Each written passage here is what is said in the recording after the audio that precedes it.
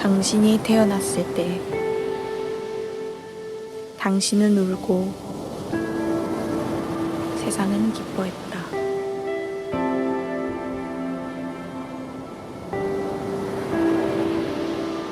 당신은 부유하지도 유명하지 않을 수도 있다.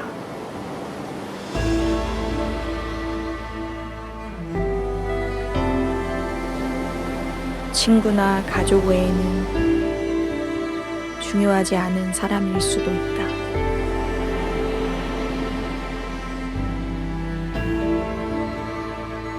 그럼에도 불구하고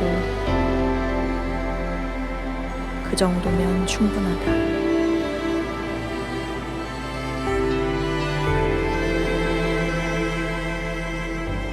누구나 앞으로 남길 것을 지금 쌓아가야 한다.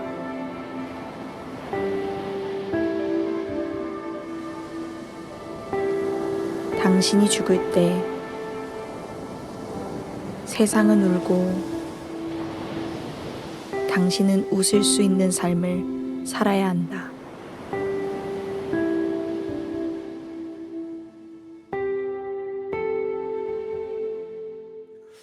이 영상에 두 가지 때를 얘기하죠.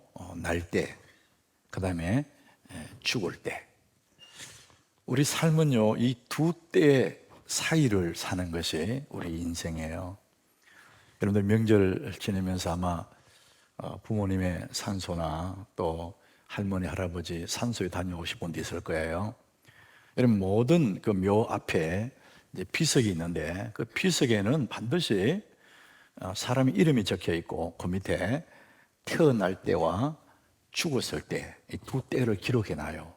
그리고 그 사이를 한 줄 딱 쳐놨습니다. 이것을 대시 그러잖아요. 우리 인생은 바로 태어날 때 죽을 때 그 사이 한 줄 대시의 삶을 사는 거예요. 그러니까 너무나 빠르고 없는 것처럼 지나가는 그것이 우리 인생이에요. 여러분들이 뭐 대단한 것처럼 큰 소리 치고 뭐 속상하고 기뻐하고 하지만은 한 줄이에요. 이게 우리 인생이라는 거예요. 그래서 우리 인생을 모래시계에 비유하기도 하지 않습니까? 모래를 이렇게 시계를 엎어 놓으면 위에 모래가 아래로 쭉 내려가잖아요. 위에 모래가 점점 줄어들고 아래에 다 떨어지는 순간 우리는 끝나지 않습니까? 그것을 멈출 수가 없어요. 여러분, 삶의 길이는요, 누구도 줄이거나 느릴 수가 없습니다. 우리 정해져 있어요. 모든 사람에게 우리 삶의 그 길이는 정해져 있습니다. 그저 우리는 죽음과 삶, 그 사이에 살아갈 뿐이에요. 우리는 이 길이는 정할 수가 없지만은, 그러나 그 중간에 있는 그 삶, 이것은 삶의 내용들은 누구나 선택할 수가 있죠. 한 번뿐인 인생이니 우리가 참 즐겁게 기쁘게 살아야지, 내가 예수 믿는 사람으로 감사하며 살아야지 스스로 다짐하면서 기쁘고 즐겁게 이렇게 한순간을 살 수도 있고, 어떤 사람은 세상 걱정 다 하고 염려하고 두려워하면서 그렇게 살아갈 수도 있어요. 삶의 내용은 우리가 선택할 수가 있는 거예요. 그러나 우리의 삶이라는 것은 너무나 짧다는 거예요. 덧없이 지나간다 이렇게 말하기도 해요. 그런데 오늘 설교 제목은 나는 영원히 살 것입니다, 이렇게 정했거든요. 여러분, 이게 이제 저희 개인의 바람이기도 하고 저의 고백이기도 해요. 나는 영원히 살 거야. 여러분, 누구든지 죽고 싶지는 않아요. 오래오래 살고 싶어 해요. 그런데 말이 되는 소리냐? 어떻게 영원히 사느냐? 이유가 뭐냐? 근거가 있냐? 충분히 근거가 있습니다. 여러분, 안데르슨이라는 그 동화 작가가 이런 말을 했거든요. 인생은 하나님의 손에 쓰여지는 동화와 같다, 그랬거든요. 너무 멋지잖아요. 내 손에 달렸다면 불안하고 답답하고 찰나에 끝나겠지만 내 인생이 하나님의 손에서 쓰여지기 때문에 멋진 인생 작품이 되지 않을까, 저는 그렇게 믿는 거죠. 하나님의 손에 있지 않습니까? 우리 자주 함께 나누었던 시편 31장 15절 말씀도 톡 그랬습니다. 나의 앞날이 주의 손에 있었잖아요. 그러니까 내 손에 달렸다면은 불안하지만은 나의 앞날이 주님의 손에 있사오니 얼마나 멋지겠어요. 한번 따라해봅시다. 나의 앞날이 주의 손에 있사오니. 여러분의 인생은 주의 손에 있음을 믿으시길 바랍니다. 그럼 우리 인생이란 주님의 손에 쓰여지는 아름다운 동화예요. 그러니까 뭐든지 할 수 있고 뭐든지 누릴 수가 있고 너무나 소망적이고 희망적이고 가슴 벅찬 삶을 살 수 있다는 것이죠. 조건 딱 하나죠. 하나님의 손에 있냐 없냐, 그것이죠. 그래서 나는 영원히 살 것입니다. 오늘 제가 말씀 제목을 이제 그렇게 정했어요. 자, 우리가 살고 있는 이 세상, 이 땅에 얼마나 많은 사람이 살고 있을까? 숫자를 셀 수 없을 만큼 그 많은 사람 중에 한 사람이 바로 나거든요. 그 많은 사람 중에 나는 누구일까? 모래알보다 더 많은 사람 중에 그저 나는 모래알 하나, 이렇게 생각될 수도 있어요. 제가 어제 기준으로 우리가 살고 있는 이 지구촌의 인구를 한번 이렇게 검색해 보니까요, 80억 6,300명이더라고요. 엄청나잖아요. 80억 6,300. 그리고 이 한 해 동안 태어난 숫자만 1억쯤 된대요. 그렇게 많은 숫자가 태어나는 거예요. 그런데 인구가 이렇게 조금씩 늘어나고 있는 이유가 뭐냐 하면 그만큼 많은 사람이 세상을 떠나거든요. 태어나고 떠나고. 그래서 지금 80억 6,300이래요. 이 많은 사람이 어디에 살고 있냐? 각 나라에 흩어져 살고 있죠. 이 지구촌에 나라가 몇 개 있냐? 193개국이랍니다. 그것도 공식적으로 유엔에 가입된 나라만 193개국이래요. 그 80억이 163개국으로 나누어져 있는 거예요. 그래서 우리 사람 80억을 나눠보면은 나라로 나눌 수 있어요. 각 나라 193개 나라로 나눌 수 있겠죠. 근데 대륙으로 나누면은 6개 대륙으로 나누어져요. 이 80억을 간단하게 둘로 나눠버리려면요, 성별로 남자와 여자로 나누면은 두 종류로 나눠져 버립니다. 물론 인종으로 나누면 또 여러 종류로 나눌 수 있겠죠. 예를 남자와 여자, 그 중간은 없는 거예요. 그래서 모든 민족, 모든 족속들 80억이 넘는 그 인구도 그저 남자와 여자로 이렇게 탁 나눌 수가 있습니다. 하나님이 그렇게 만들었어요. 자, 이 모든 분류들, 나눌 수 있는 분류들은 이 땅에 살 동안의 이야기예요.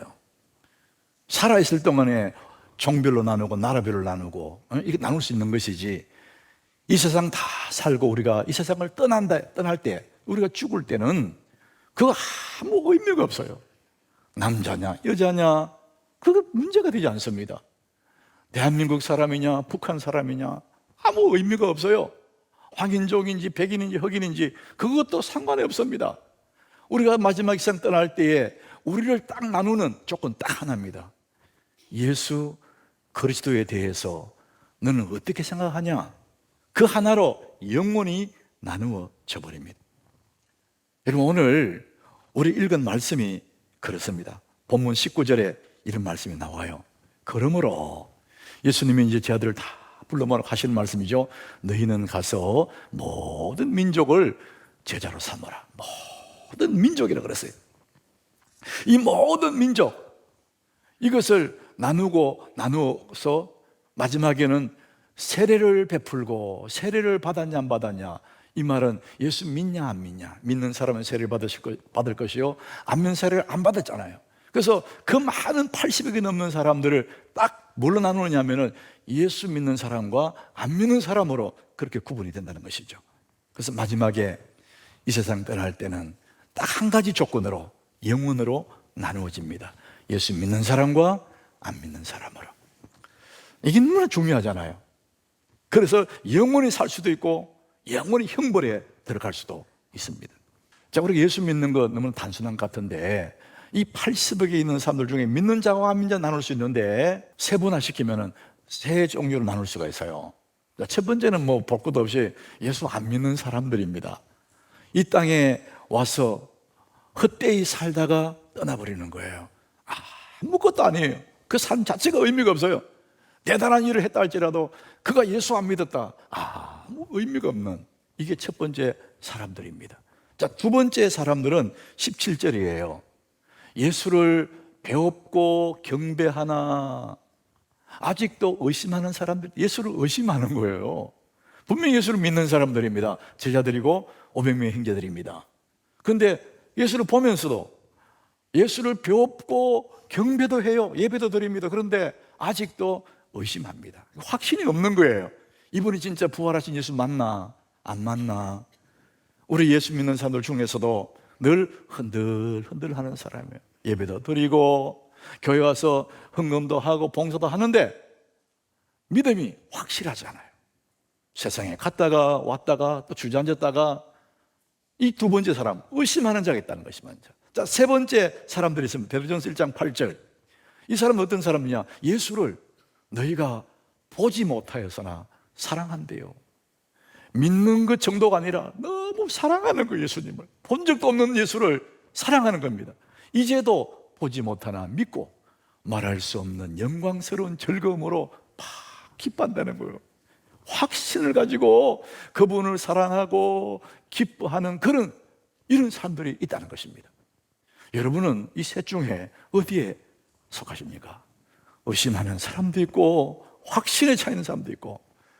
사랑하는 여러분, 세 번째 사람, 예수님을 믿을 뿐만 아니라 사랑하고 기뻐하고 여러분 예수를 확신에 차 있는 그런 믿음의 삶이 되시기를 예수님을 축복합니다. 우리 하나님 교인들은 다 그런 삶이 되셔야 돼요. 기왕 사는 거. 자, 그래서 우리의 삶에 영혼을 나눠버리는 그 기점에 딱 예수가 있다는 거죠. 예수 그리스도에서 너는 누구라 하느냐, 예수를 누구라 생각하느냐, 그거에 따라서 완전히 달라져 버린다는 거죠. 자, 우리가 믿는 예수 그리스도 너무 중요합니다. 우리 다 예수 믿는 사람들이죠.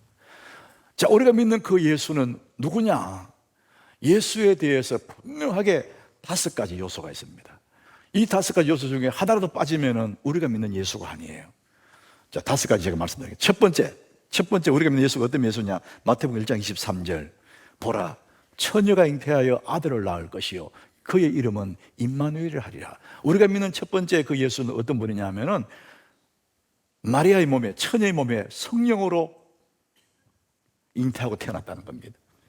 이 땅에는 모든 사람들은 엄마와 아버지 사이에서 태어나요. 그런데 하나님의 아들 예수 그리스도는 성령으로 잉태해서 이 세상에 태어나요. 그래야 죄가 없는 거거든요. 이게 첫 번째 우리가 믿는 예수 그리스도의 모습입니다. 자, 두 번째 마태복음 26장 28절입니다.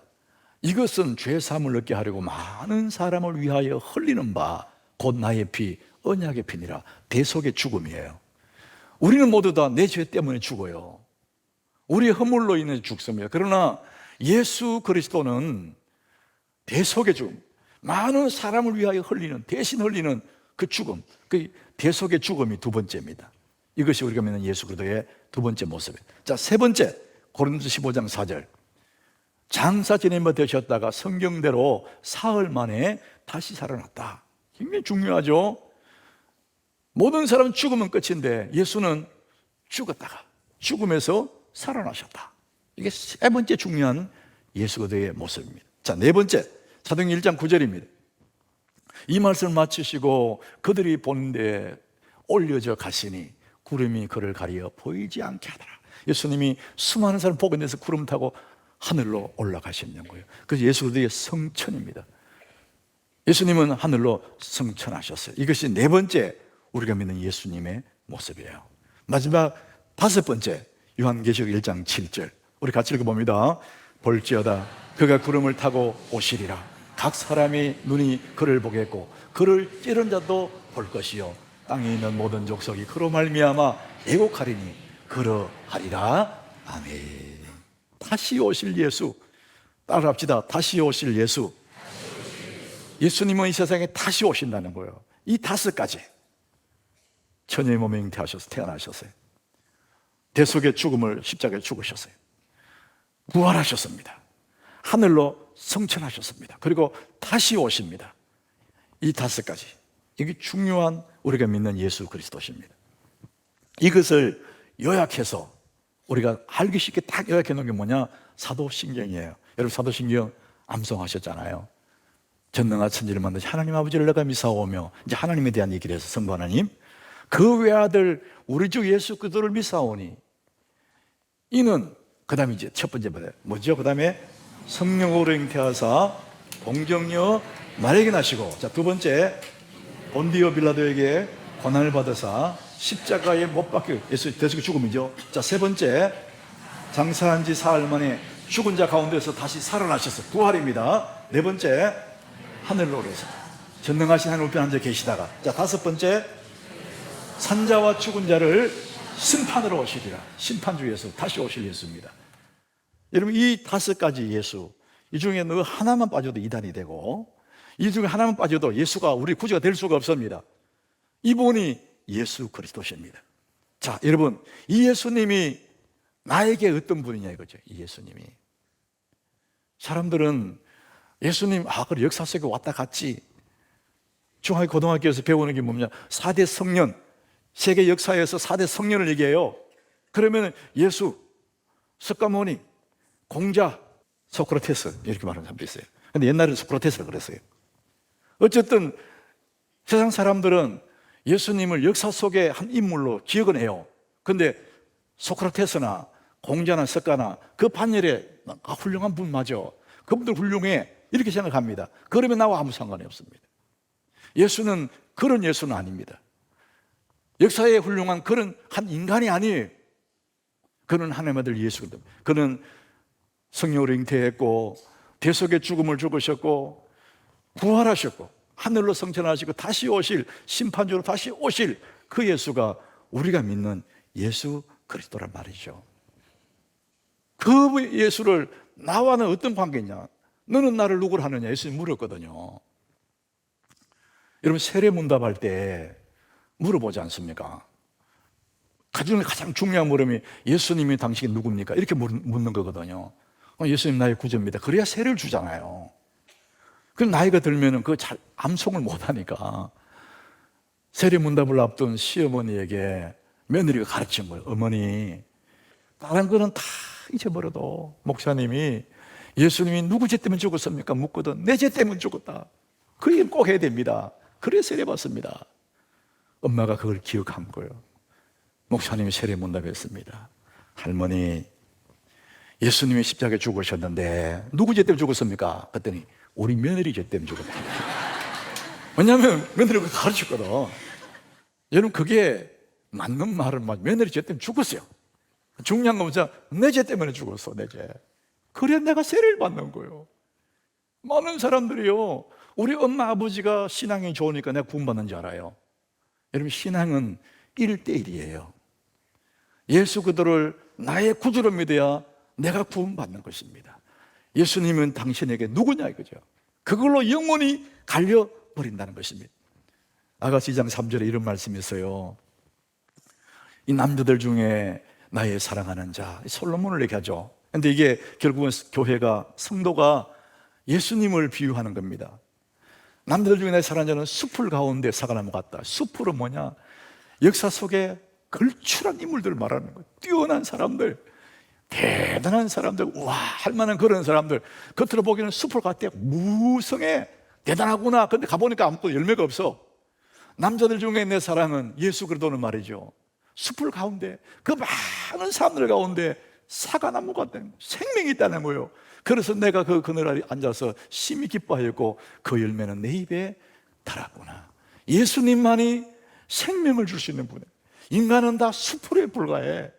대단한 것 같지만 다 수풀이야. 무성한 것 같지만 아무 생명이 없는 존재야. 그런데 내가 믿는 예수는 어떤 분이냐, 수풀 가운데 사과나무 같다, 생명을 주는 분이다, 이런 이야기예요. 요한복음 20장 도마의 대답이 그래요. 나의 주님이시여 나의 하나님이십니다.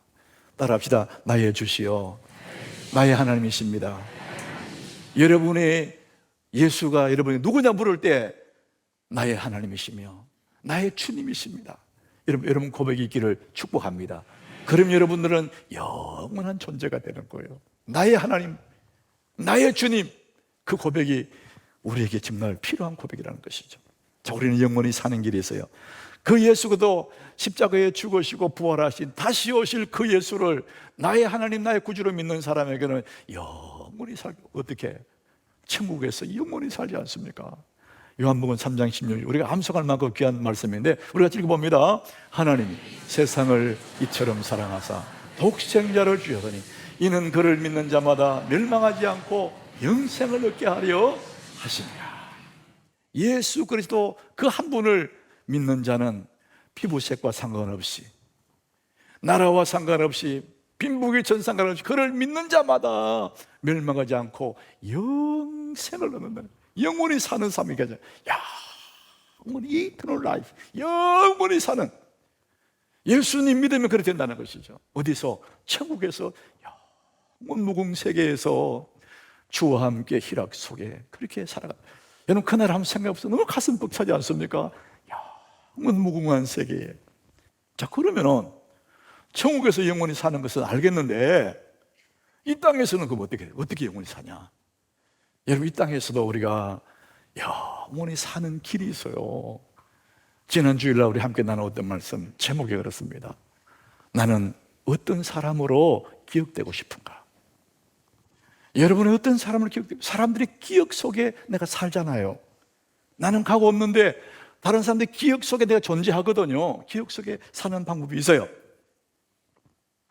여러분, 메가드 장군 인천 상륙작전 그 일 때문에 우리 대한민국이, 풍전당화 같은 대한민국이 이렇게 자유 대한민국으로 살아가지 않습니까?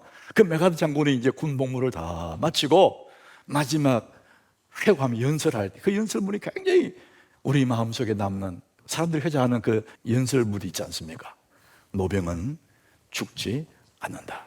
다만 사라질 뿐이다. 이게 이제 그 군가 중에 한 부분이라고 하더라고요. 노병은 죽지 않는다. 사라질 뿐이다. 굉장히 의미가 있어요. 이분이 무슨 의미로 그 말을 했는지 모르지만 나는 옷을 벗고 사라질 뿐이지 영원히 존재한다. 그런 얘기일 수 있겠죠. 기억 속에, 사람들의 기억 속에. 우리가 때가 되면 이 세상 삶 다 살고 우리는 하늘로 주의 나라로 가겠지만은 사람들이 기억 속에 사는, 그것도 사는 거예요. 또 하나의 사는 길이 있습니다. 그게 뭐냐? 제가 보건 의료 신문이라고 데일리 메디라는 그 의료 신문인데 거기 보니까 앞을 보지 못하는 시각 장애인 그 기사가 있더라고요.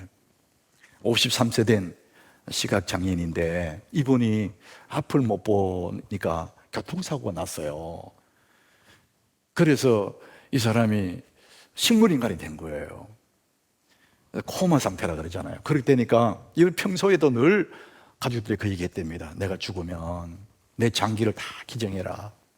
그래서 고인의 평소에 그 말씀 따라서 가족들이 이 고인의 시신을 기증을 한 거예요. 그래서 심장도, 간도, 뼈, 피부 조직까지 다 다른 사람을 위해서 기증을 했습니다. 그래서 50명의 사람들이 각각 이 사람의 장기를 받아서 희망 있게 살아가고 있다. 이런 기사가 있더라고요. 여러분, 한 사람이 죽었어요. 근데 그걸로 끝나지 않고 자기는 죽었지만 자기 몸의 일부분이, 내 몸의 자기 일부분, 다른 사람의 몸 속에서, 타인의 몸 속에서 살아가고 있는 거죠. 다른 사람의 기억 속에 사는 방법이 있고 다른 사람의 몸 속에 살아가는, 그것도 사는 거다 말이죠. 시인이면서 장기 기증 운동의 선구자라고 하는 로버트 테스터라는 그 시인이 있어요. 이분이 이제 이런 시를 하나 썼습니다. 시 제목이 나는 영원히 살 것입니다. 내용이 이래요. 언젠가 나의 주치의가 나의 뇌 기능이 정지했다고 판정을 내릴 때가 올 것입니다. 내가 아직 살아있을 때 나의 목적과 의욕이 정지했다고 선언할 때가 올 것입니다. 그때 나의 침상을 죽은 자의 것으로 만들지 말고 산 자의 것으로 만들어 주십시오. 나의 몸을 살아있는 형제들을 돕기 위한 생명으로 만들어 주십시오. 나의 눈은 해질 때의 노을과 천진난만한 아이들의 얼굴과 여인의 눈동자 안에 감추어진 사랑을 한 번도 본 일이 없는 사람에게 주십시오. 나의 심장은 끊임없는 고통으로 신음하는 사람에게 주십시오. 나의 피는 자동차 사고로 죽음을 기다리는 청년에게 주어서 그가 먼 훗날에 손자들의 재롱을 볼 수 있게 하여 주십시오. 나의 심장은 한 줄 혈액투석기에 매달려 삶을 영위하는 형제에게 주시고, 나의 뼈와 근육과 섬유와 신경은 다리를 저는 아이에게 주어서 씩씩하게 걷게 하여 주십시오. 나의 뇌세포를 도려내어 말 못하는 소년이 함성을 지르게 하고 듣지 못하는 소녀가 창문을 부딪히는 빗방울 소리를 듣게 하여 주십시오.